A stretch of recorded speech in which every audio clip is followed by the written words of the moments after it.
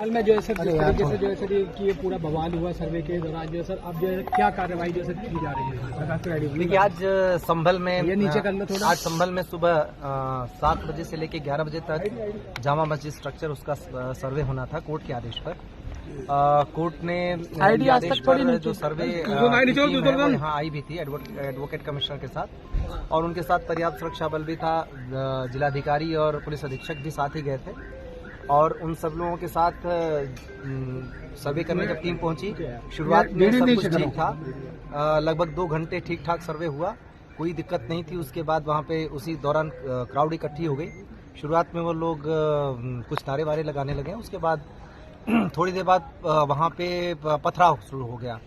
Police ने उन लोगों को दूर किया, हालांकि वो मस्जिद परिसर तक नहीं जाने पाए थे, पुलिस ने उनको दूर किया। और उसके बाद जब सर्वे कंप्लीट हुआ 11 बजे के थोड़ा सा बाद, जब टीम निकली सर्वे करने के बाद, तो उसके बाद उन्होंने खूब पथराव करना शुरू कर दिया। 2-3 तरफ से ग्रुप थे, एक जो सामने से था, एक दाएं तरफ से, एक बाईं तरफ से, वो लगातार पथराव कर रहे थे। पुलिस ने उसके लिए बल प्रयोग किया ताकि सुरक्षित रूप से टीम को निकाला जा सके, जो सर्वे की टीम है।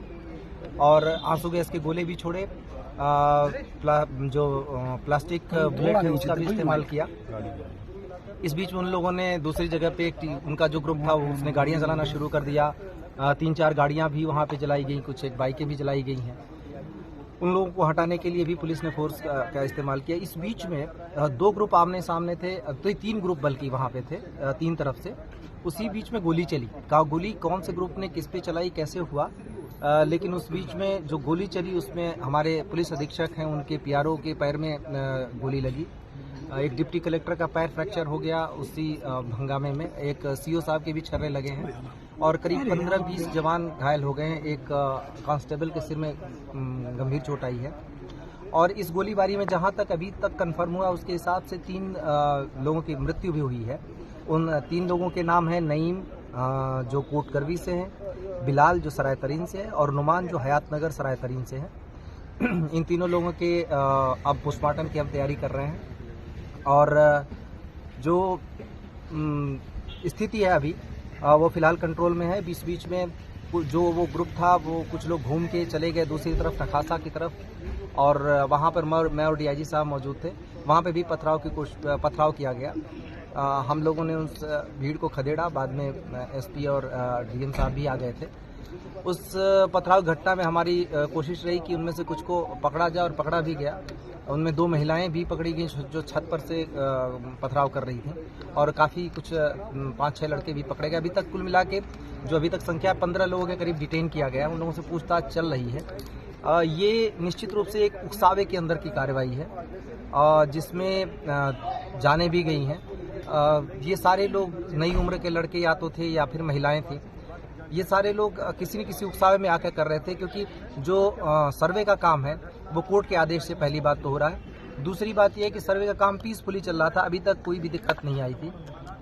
तीसरी चीज ये है कि सर्वे में कोई ऐसी चीज नहीं की जा रही है जिससे मस्जिद के स्ट्रक्चर को उसके साथ छेड़छाड़ की जाए, बल्कि आज जो पथराव हुआ उसमें मस्जिद के ऊपर पत्थर जरूर चलाए गए, क्योंकि वहाँ पे टीमें थी, तो मस्जिद पे भी पत्थर चलाए गए। मुझे नहीं पता मस्जिद को नुकसान हुआ या नहीं, लेकिन खूब जम के मस्जिद पर भी पथराव हुए, जो एक तरीके से देखें तो ये उनके धर्म के हिसाब से भी गलत है। सभी को समझाने का प्रयास किया जा रहा है। सभी जनप्रतिनिधियों से भी हम लोग बातचीत में हैं, और बाकी लोगों से भी बातचीत कर रहे हैं। अभी तक स्थिति नियंत्रण में है, पूरी तरह शांत है, और आगे स्थिति नियंत्रण में ही रहे, कोई दिक्कत न हो, इसके लिए अभी हम सभी ने रणनीति बनाई है। फोर्स पूरी तरह बाहर से भी बुला ली गई है, सभी जगह फोर्स मौजूद है। और हम किसी भी तरीके की घटना इस तरीके की अगर कोई करता है या उकसावे की जो कार्रवाई कर रहा है उसकी भी पहचान कर रहे हैं, और उसको भी हम जल्दी ही कानून के दायरे में। सर, जामा मस्जिद के अलावा सर दूसरे इलाकों में भी जो सर पथराव हुआ है? हाँ, मैंने अभी आपको बताया कि जो एक एरिया था नखासा, जहाँ पे हम और मैं और डीआईजी साहब दोनों मौजूद थे, वहाँ पे भी हुआ, वहाँ पे खदेड़ दिया गया। वहाँ पे ऐसी कोई चीज़ तो नहीं आई कि कोई इंजरी ऐसी चीज़ हुई हमारे जवानों को ही जो पत्थर से लगा, लेकिन हमने कुछ लोगों को अरेस्ट किया। उसमें 2 महिलाएं भी थी जो छत पर से पत्थर चला रही थी, उनको भी अरेस्ट किया है, और हम उस पर आगे की कार्रवाई कर रहे हैं। जो इसमें जितने भी चीज़ें हैं सबकी एनालिसिस हो रही है, उस पर हम आगे की कार्रवाई करेंगे। लोगों से अपील लगातार की जा रही है पुलिस अधीक्षक ने भी अपील की, जिलाधिकारी ने भी अपील की, हम दोनों, मेरे और डीआईजी साहब के द्वारा भी लगातार अपील की गई है कि किसी के बहकावे में आके इस तरीके की हरकतें न करें। इससे जीवन को खतरा तो है ही है, शहर के अमन को भी खतरा है, और सबसे बड़ी बात है कि इसमें से कई लोगों का भविष्य बर्बाद हो जाएगा। तो बेहतर हो कि कोर्ट की कार्रवाई कोर्ट के थ्रू जरिए ही रहे।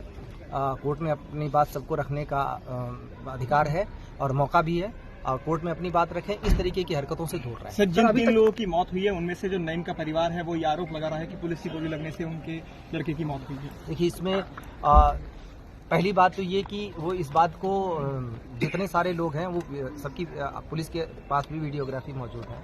सर, जितने सारे लोग वहाँ आए हैं उसमें पथराव करने आए थे। इसके बाद पहली बात जो ये अगर इस बात को अगर मानते हैं कि उनका बेटा पथराव करने गया था या कोई भी व्यक्ति वहाँ पथराव करने गया था, उसमें क्या अनटूवर्ड्स इंसिडेंट होते हैं, ये पहली बात को जिम्मेदारी उनको लेनी चाहिए। क्या वजह थी जिसके लिए पथराव करने की आवश्यकता थी, कौन सी आपदा आन पड़ी थी, किसको किसने क्या किया या पुलिस प्रशासन ने क्या किया, पहले तो उनको ये देखने की जरूरत है।